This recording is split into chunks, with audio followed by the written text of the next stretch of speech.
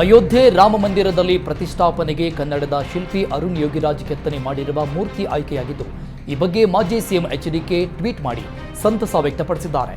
ಮೈಸೂರಿನ ಶಿಲ್ಪಿ ಅರುಣ್ ಯೋಗಿರಾಜ್ ಅವರು ಕೆತ್ತನೆ ಮಾಡಿರುವ ರಾಮಲಲ್ಲಾ ಮೂರ್ತಿ ಆಯ್ಕೆ ಆಗಿರುವುದು ನನಗೆ ಬಹಳ ಸಂತೋಷ ಉಂಟು ಮಾಡಿದೆ. ಈ ಬಗ್ಗೆ ಶ್ರೀರಾಮ ಜನ್ಮಭೂಮಿ ತೀರ್ಥಕ್ಷೇತ್ರ ಟ್ರಸ್ಟ್ ಪ್ರಕಟಣೆ ಹೊರಡಿಸಿರುವುದು ಕನ್ನಡಿಗರಿಗೆಲ್ಲ ಪಾಲಿನ ಸಂಕ್ರಾಂತಿ ಸಂಭ್ರಮವನ್ನು ಇಮ್ಮಡಿಗೊಳಿಸಿದೆ ಹಾಗೂ ರಾಮಲಲ್ಲಾ ಮೂರ್ತಿ ಅರಳಿರುವುದು ಎಚ್ಡಿ ಕೋಟೆ ತಾಲೂಕಿನ ಶಿಲೆ ಎನ್ನುವ ಸಂಗತಿ ಮಂದಿರದ ಜೊತೆ ಕನ್ನಡಿಗರ ಶ್ರದ್ಧೆಯನ್ನ ಗಾಢಗೊಳಿಸಿದೆ ಅಂತ ಕುಮಾರಸ್ವಾಮಿ ತಮ್ಮ ಟ್ವೀಟ್ನಲ್ಲಿ ಬರೆದುಕೊಂಡಿದ್ದಾರೆ. ಅಯೋಧ್ಯೆಯಲ್ಲಿ ರಾಮನ ಪ್ರಾಣ ಪ್ರತಿಷ್ಠಾಪನೆಗೆ ಕ್ಷಣಗಣನೆ ಶುರುವಾಗಿರುವ ಬೆನ್ನಲ್ಲೇ ದೇಶದಾದ್ಯಂತ ಸಂಭ್ರಮ ಸಡಗರ ಮನೆ ಮಾಡಿದೆ.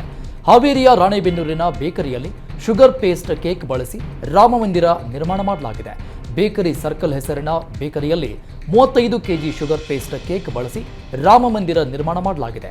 5 ದಿನಗಳ ನಿರಂತರ ಪ್ರಯತ್ನದಿಂದ ಕೇಕ್ನಲ್ಲಿ ಮಂದಿರ ನಿರ್ಮಾಣ ಮಾಡಲಾಗಿದೆ. ಕೇಕ್ನಲ್ಲಿ ನಿರ್ಮಾಣವಾದ ರಾಮ ಮಂದಿರ ಸದ್ಯ ರಾಣೆಬೆನ್ನೂರು ನಗರದ ಜನರ ಗಮನ ಸೆಳೀತಾ ಇದೆ.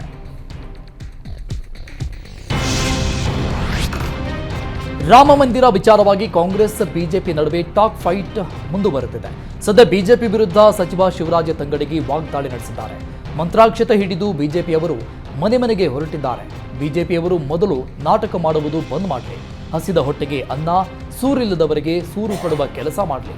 ಪ್ರಧಾನಿ ಮೋದಿ ದೇಗಲ ಸ್ವಚ್ಛತೆಗೆ ಕರೆ ನೀಡುವುದಕ್ಕಿಂತ ನಿರುದ್ಯೋಗ ಸಮಸ್ಯೆ ಬಗೆಹರಿಸಲಿ ಅನ್ನೋ ಭಾಗ್ಯಕ್ಕೆ ಅಕ್ಕಿ ಕೊಡದೆ ಮನೆ ಮನೆಗೆ ಮಂತ್ರಾಕ್ಷತೆ ಕೊಡ್ತಾ ಇದ್ದಾರೆ. ಚುನಾವಣೆ ಬಂದಾಗ ಬಿಜೆಪಿಗೆ ಧರ್ಮ, ಪಾಕಿಸ್ತಾನ, ಮಂದಿರ ಮತ್ತು ಮಸೀದಿ ನೆನಪಾಗುತ್ತೆ ಅಂತ ಶಿವರಾಜ ತಂಗಡಗಿ ಚಾಟಿ ಬೀಸಿದ್ದಾರೆ. ಕಾಂಗ್ರೆಸ್ ಪಾಳಯದಲ್ಲೂ ಟಿಕೆಟ್ ಹಂಚಿಕೆ ಕಸರತ್ತು ಆರಂಭ ಆಗಿದೆ. ಜನವರಿ 19ಕ್ಕೆ ಕೆಪಿಸಿಸಿಯಲ್ಲಿ ಚುನಾವಣಾ ಸಮಿತಿ ಸಭೆ ಆಯೋಜಿಸಲಾಗಿದೆ. 28 ಲೋಕಸಭಾ ಕ್ಷೇತ್ರಗಳ ಅಭ್ಯರ್ಥಿ ಆಯ್ಕೆ ಬಗ್ಗೆ ಈ ಸಭೆಯಲ್ಲಿ ಚರ್ಚೆ ನಡೆದಿದೆ. ಸಭೆಯಲ್ಲಿ ಕಾಂಗ್ರೆಸ್ ಉಸ್ತುವಾರಿ ರಣದೀಪ್ ಸಿಂಗ್ ಸುರ್ಜೇವಾಲಾ, ಸಿಎಂ, ಡಿಸಿಎಂ, ಚುನಾವಣಾ ಸಮಿತಿ ಸದಸ್ಯರು ಭಾಗಿಯಾಗ್ತಾ ಇದ್ದಾರೆ. ಸುದೀರ್ಘ ಚರ್ಚೆ ಬಳಿಕ ಅಭ್ಯರ್ಥಿಗಳ ಹೆಸರು ಶಿಫಾರಸು ಮಾಡಲಾಗುತ್ತೆ. ಸಭೆಯಲ್ಲಿ ಸಚಿವರ ಸ್ಪರ್ಧೆ ವಿಚಾರವಾಗಿಯೂ ಮಾತುಕತೆ ನಡೆಯಲಿದೆ. ಈಗಾಗಲೇ ಸ್ಪರ್ಧೆಗೆ ಸಿದ್ಧರಿರುವಂತೆ ಸಚಿವರಿಗೆ ಹೈಕಮಾಂಡ್ ಸೂಚನೆ ಕೊಟ್ಟಿದೆ. ಚುನಾವಣಾ ಸಮಿತಿ ಸಭೆಯಲ್ಲಿ ಅಭ್ಯರ್ಥಿಗಳ ಆಯ್ಕೆಗೆ ಅಂತಿಮ ಚಿತ್ರಣ ದೊರೆಯಲಿದೆ. ಸಚಿವರು ಸ್ಪರ್ಧೆ ಮಾಡಬೇಕು, ಇಲ್ಲವೇ ಜವಾಬ್ದಾರಿ ತೆಗೆದುಕೊಂಡು ಅಭ್ಯರ್ಥಿಗಳನ್ನ ಗೆಲ್ಲಿಸಿಕೊಂಡು ಬರಬೇಕು.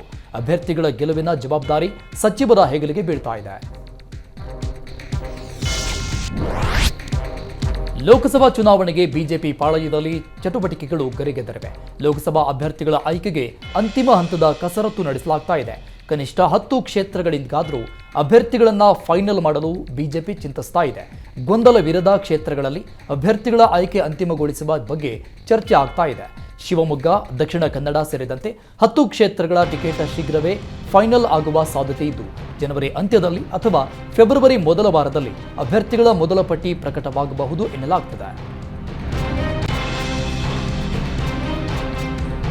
ನೀವು ಪೋಷಕರಾಗಲು ಕಾಯುತ್ತಿದ್ದೀರಾ? ಚಿಂತಿಸದಿರಿ. ಓಯಾಸಿಸ್ ಫರ್ಟಿಲಿಟಿ 90,000 ದಂಪತಿಗಳ ಜೀವನದಲ್ಲಿ ಸಂತೋಷವನ್ನು ತಂದಿದೆ. 7825893601ಗೆ ಕರೆ ಮಾಡಿ. ಅತ್ಯದ್ಭುತ ರಿಯಾಯಿತಿ ಪಡೆಯಿರಿ ಹಾಗೂ ಎಲ್ಲರಿಗೂ ಗುಡ್ ನ್ಯೂಸ್ ಕೊಡಿ.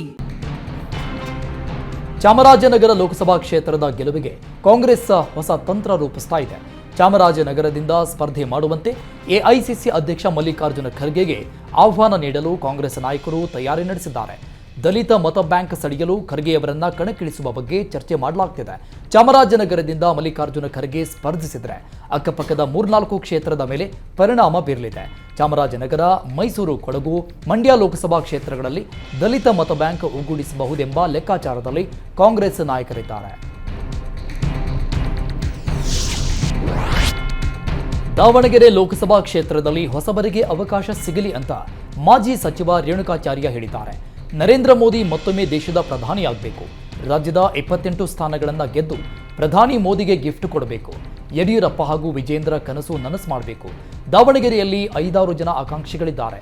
ಈ ಬಾರಿ ದಾವಣಗೆರೆ ಜಿಲ್ಲೆಯವರೇ ಅಭ್ಯರ್ಥಿ ಆಗಬೇಕು. ಸಾಮಾನ್ಯ ಕಾರ್ಯಕರ್ತನಿಗೂ ಅವಕಾಶ ಸಿಗಬೇಕು ಅಂತ ಮಾಜಿ ಸಚಿವ ರೇಣುಕಾಚಾರ್ಯ ಹೇಳಿದ್ದಾರೆ.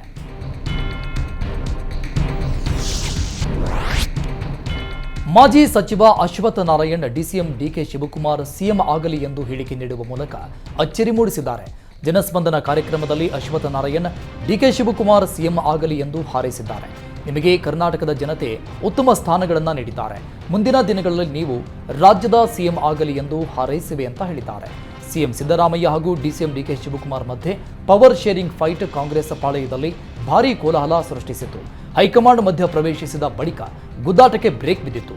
ಈ ಮಧ್ಯೆ ಈ ಹೊತ್ತಲ್ಲಿ ಅಶ್ವತ್ಥ ನಾರಾಯಣ ಡಿಕೆಶಿ ಸಿಎಂ ಆಗಲಿ ಎಂದು ಹೇಳಿರುವುದು ಕುತೂಹಲ ಮೂಡಿಸಿದೆ.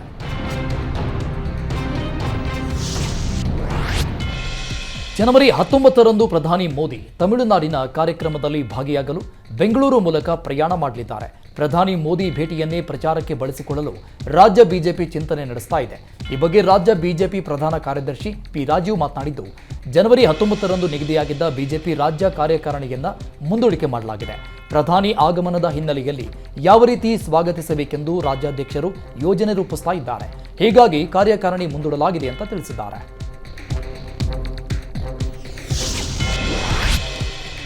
ಲೋಕಸಭಾ ಚುನಾವಣೆ ಸಮೀಪಿಸುತ್ತಿದ್ದಂತೆ ರಾಜ್ಯ ಬಿಜೆಪಿ ಆಕ್ಟಿವ್ ಆಗಿದೆ. ಸಭೆ ಸಮಾವೇಶಗಳ ಮೂಲಕ ವಿವಿಧ ಸಮುದಾಯಗಳ ಮತಬ್ಯಾಂಕ್ ಭದ್ರಪಡಿಸಿಕೊಳ್ತಾ ಇದೆ. ಸದ್ಯ ಕೋಲಾರದಲ್ಲಿ ದಲಿತ ಸಮುದಾಯ ಸಮಾವೇಶ ಆಯೋಜಿಸಿದೆ. ಸಂಸದ ಮುನಿಸ್ವಾಮಿ ನೇತೃತ್ವದಲ್ಲಿ ಭೀಮ ಸಮಾವೇಶ ನಡೆಸಲಾಗುತ್ತಿದೆ. ಕೋಲಾರ ದೇಶದಲ್ಲಿ 2ನೇ ಅತಿ ದೊಡ್ಡ ದಲಿತ ಮತದಾರರಿರುವ ಕ್ಷೇತ್ರ. ಹೀಗಾಗಿ ದಲಿತ ಮತಗಳ ಸೆಳೆಯುವ ದೃಷ್ಟಿಯಿಂದ ಸಮಾವೇಶ ಹಮ್ಮಿಕೊಳ್ಳಲಾಗಿದೆ.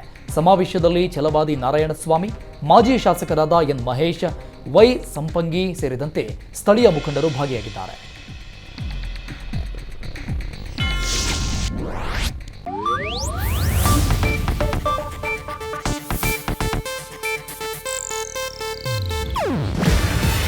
ಇದು ಏಷ್ಯಾನೆಟ್ ನ್ಯೂಸ್ ನೆಟ್ವರ್ಕ್ ಪ್ರಸ್ತುತಿ. ನೀವು ನೋಡ್ತಿದ್ದೀರಾ ಏಷ್ಯಾನೆಟ್ ಸುವರ್ಣ ನ್ಯೂಸ್.